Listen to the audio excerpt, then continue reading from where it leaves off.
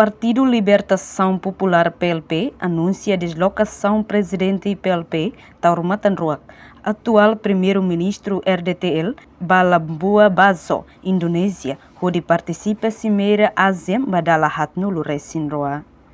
Termai declaração completo, o coordenador equipa sucesso Partido PLP, Antônio Freitas, para jornalista Sira e a sede PLP Vila Verde Dili, terça-feira Loroncia, Fulang Maio, Tinan Rihun Rua, Ruanulu Resintolo. Coordenador equipa sucesso Antônio Freitas Hateteng.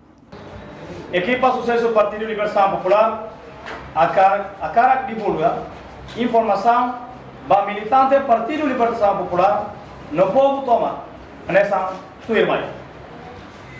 Primeiro,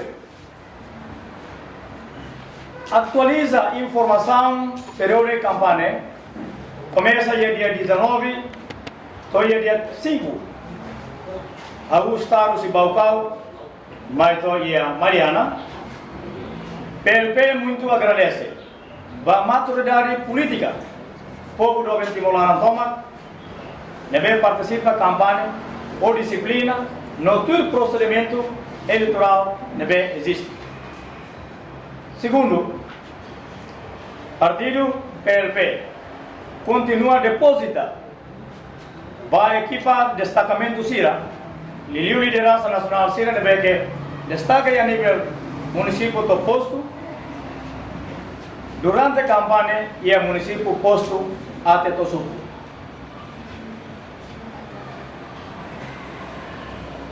Ponto 3. A cara atualiza a média toma no povo do Timor-Leste toma kata. Presidente PLP, Belumbot General Taurumatan Ruak, atual lugar primeiro-ministro do oitavo governo constitucional, Lorong Oin, desloca oficialmente para a Indonésia, atu participa Cimeiro ASEAN e a Indonésia, província NTT Nusa Tenggara Timur e a Labuan Bajo. Marca a história primeira vez e a Timor-Leste e tinha voto governo Timor-Leste participa e a Cimeiro ASEAN nudar órgão estrutura alto nível entre chefe de Estado no governo e a país de membro do ASEAN. 4.